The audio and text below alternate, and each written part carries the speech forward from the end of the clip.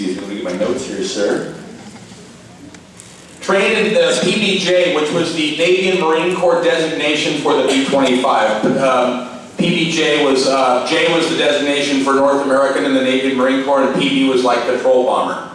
PBJs in North Carolina, 1943 to 1944. Flew PBJs in the South Pacific at age 19. Served in Admiralty Islands near Australia, South Pacific. Please welcome Captain John Riegel, United States Marine Corps, retired.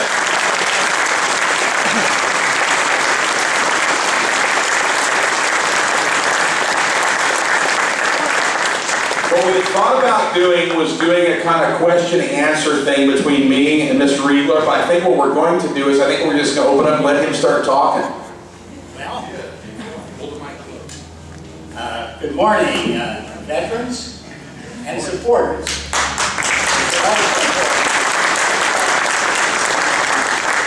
Yes, you are you're in luck, because I didn't have a chance to prepare a speech. And all I can do is kind of ramble, and Kevin told me to go ahead and tell stories and whatever I can remember.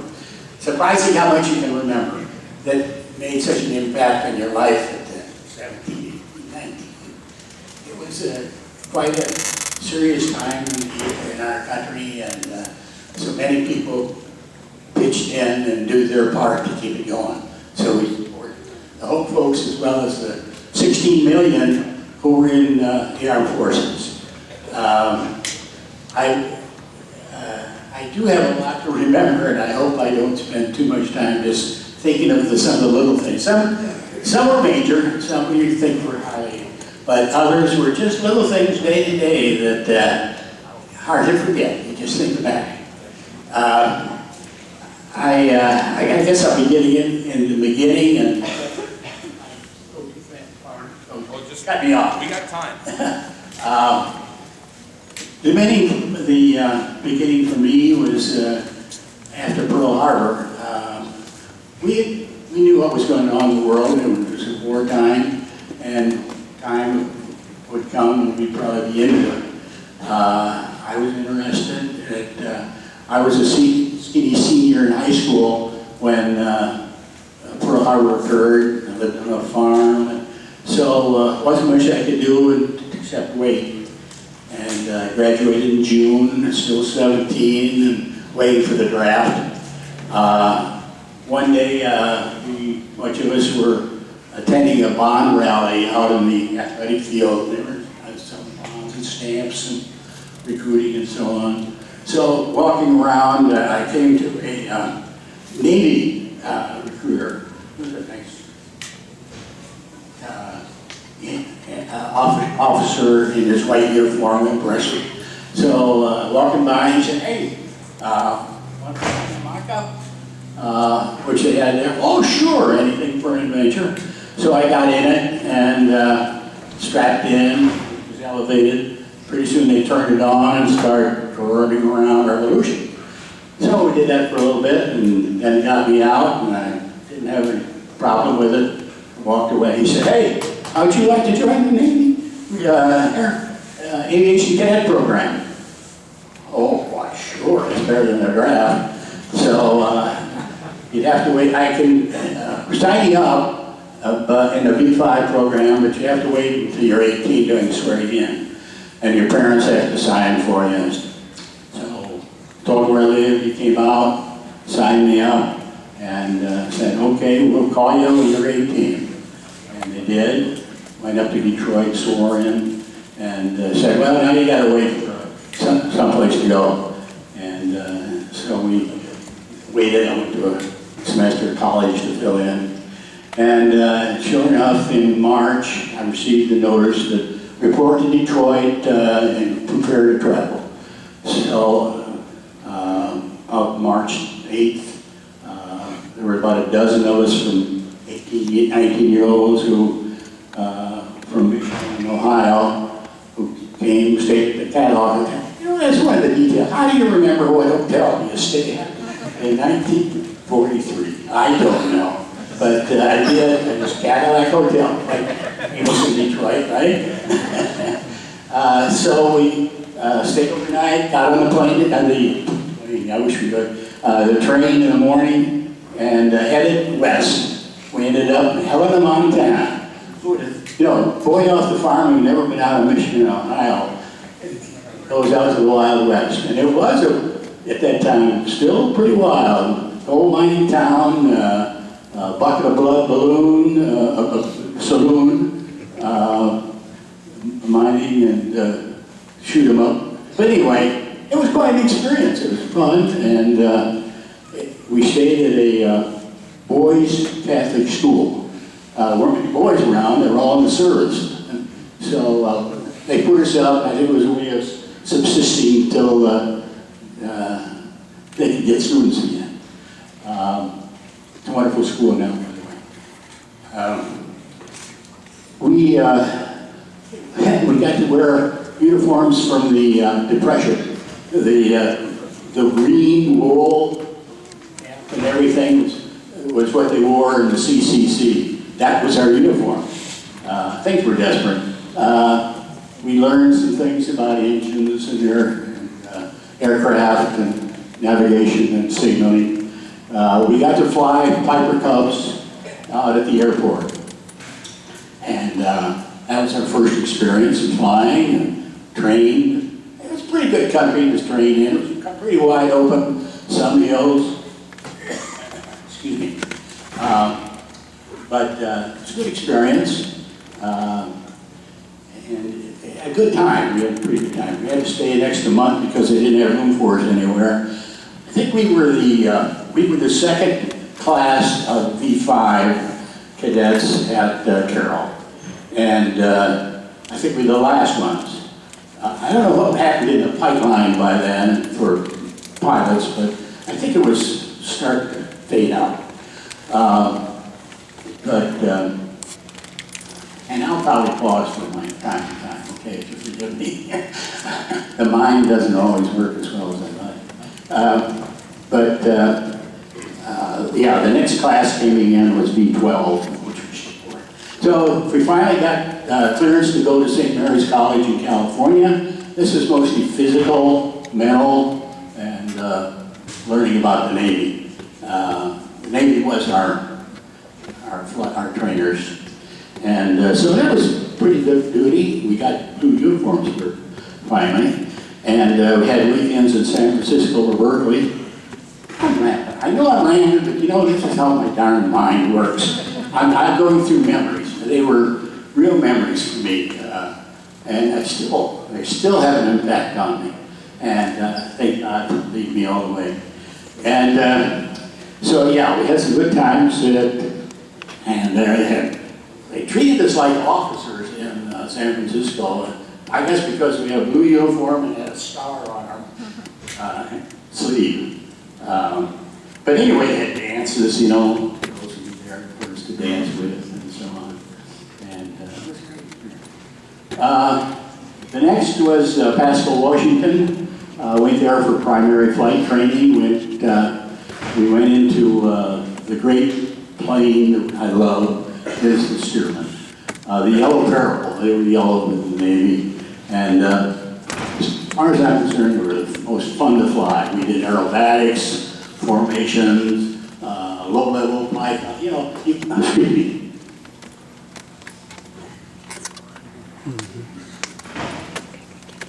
It was just a sport plane.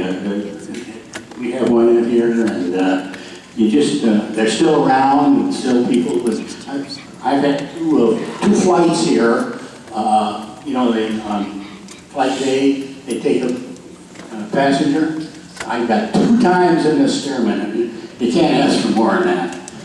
Appreciate that. Incidentally, I've appreciated the Planes of Fame for many years. I think, what, 20 or more, maybe 30. It's been some great times going back to some people that have been here. You know, Patty Boynton has been here, and Ensign Gay from Torpedo Squadron 8, and just a whole bunch. The whole history. It's a lovable place, grown. Appreciate it, and everybody, Kevin and volunteers for putting it on for it. So where was I? I was in Pasco, Washington, flying Stearman. And that was about 3 months. And we had a good time in Pasco, enjoyed that. And went on then to Corpus Christi, California, Texas. And the main base for training. And spent time in the block.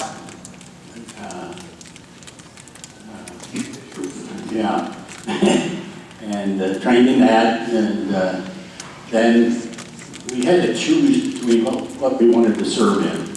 And a bunch of us said, oh, let's put down, well, we listed, you could list fighters, put down multi-engine, okay?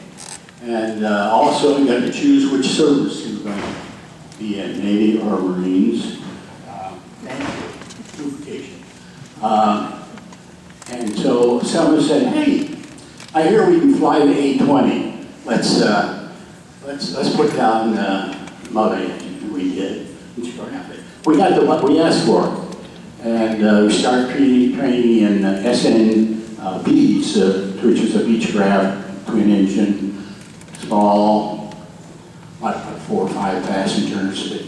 But it's good practice landing and navigation. We've done a lot of navigation, including celestial. We were going to be over water, we figured, so we had to learn how to figure the waves flow and everything. Anyway, I'm sorry. And I completed that at that base until June of '44, which I then got a commission in the Marine Corps in my wings. And a little time at home for some rehab, and then to Eden, North Carolina, where we were exposed to the B-25, or as we call them, PBJ. And got to stay there until, oh gosh, we were there until December, January. Got married when I was there, and that's a big event. Thanks.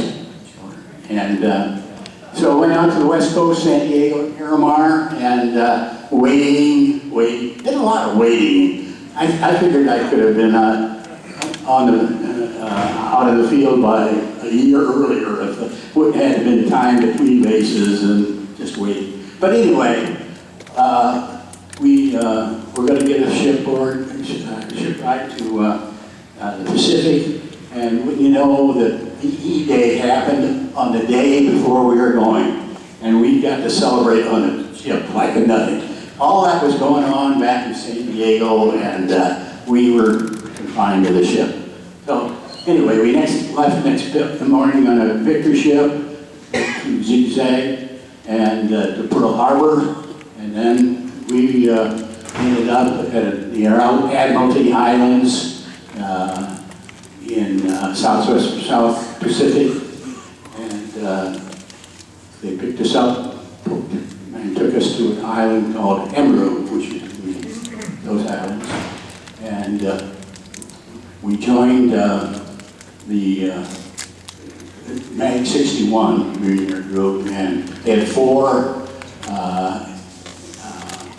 PBJ squadrons there, and I joined 443, and the main mission, the main mission was for the isolation of the Navy base, the Japanese Navy base at Riegel and New Ireland, the south. Yeah, the island was and the island, the base at Riegel was the main feeding place for Guadalcanal, and the whole area of the Pacific was the main base. And it was part of the strategy heading for Australia. The Japanese pretty much controlled the Pacific, and so they had their sights on us to get some attacking there. And so we were not the only one. The 5th Air Force, Navy, Australia, we had pilots at our base from Australia flying torpedoes. And that continued. It was a delaying action because they didn't want to spend the bodies on an invasion. They could have. I'm sure the Japanese were waiting one for one and prepared. They had 100,000 troops there, and many caves and tunnels and planes and storage, so that our bombing couldn't affect that. We mainly kept the airstrip clear and the bay from shipping. They were isolated and couldn't get out. And, but there were a lot of different Army, Navy, 24s doing the job. About July,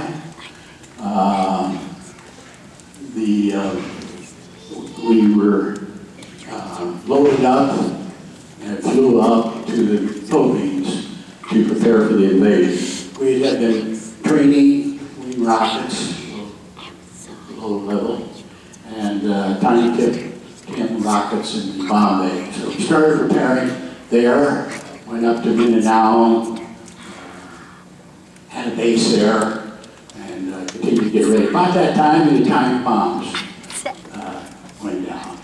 And of course, we were all excited about that.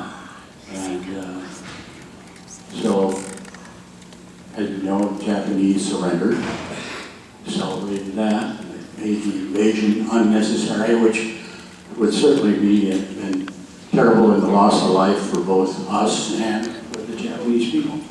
Because we learned at Okinawa, they tend to fight to the death. They don't surrender. So that would, we celebrated again on a base instead of at home where everybody else was having fun. Some of the guys did pretty good, very good. Turned over a couple of Jeeps, but it was pretty good. Let's see. Well, you know, there was a story. Remember the bird incident that the pilot landed in the Hudson River because the bird didn't? Well, I had a bird flying me. While in the Philippines, we were north a ways, and on our way back, I don't remember all the details, but I was flying co-pilot on the right side, and it was getting dark, and so we had to fly over some fairly high areas, and I turned around to check the gas, back forward. Just as I turned, a whack. I got a whack in my face, and I guess it knocked me out, and something that we found out that it's been a huge bird. He landed on my side. I believe the pilot were picking on, but he landed on my side and landed right where that cross brace is, and into the plexiglass, and covered me, whatever. I still can't believe how that pilot flew that plane back to base with that 200-mile-an-hour wind coming in that side. It's a miracle. But I'm glad that the bird didn't go into the engine itself. That could have been even worse.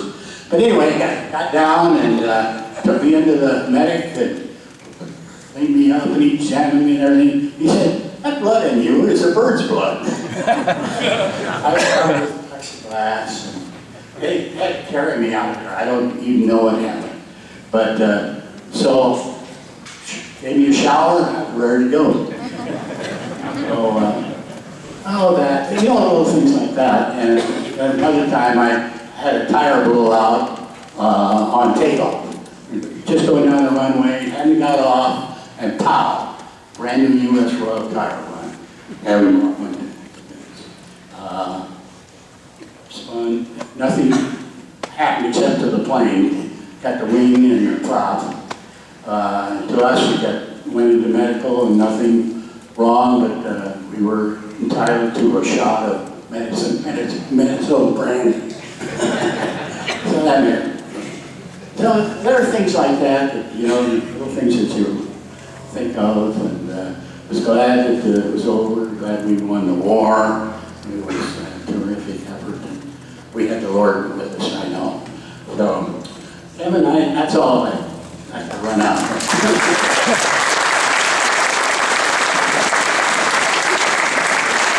Thank you, sir. Well, at this time, what we can do is we can take a little questions and answers. We've got a few minutes. If you'd like, anybody would like to field some questions to our two panelists up here. What we'll do is we'll see if we can get a microphone. If you want to stand up, and we'll get the mic over to you. You'll be next. Yeah, go ahead. Yeah, with the B-25, did you ever fly that thing at low level, like right, probably about maybe 200 feet off the ground, dropping those parachute bombs and doing strafing runs? No, we didn't in our area. We basically did the bombing at 10,000 feet. We practiced low level. I've been on the river where we could spin the water with propellers. You know, you did a lot of foolish things just thinking you could, but we didn't get that duty. We were just keeping Riegel out of the war. That's what we were doing. We mainly did that. Hard telling what we would be doing if the invasion had been on, because we would have been heavily involved. I can see those picture books coming with it. First, I'd like to thank you for your service, sir. You mentioned that you wanted to join the military before you were 18, and so you had to get your parents' permission to do so. Could you talk about what it was like to ask for and get their permission right after Pearl Harbor?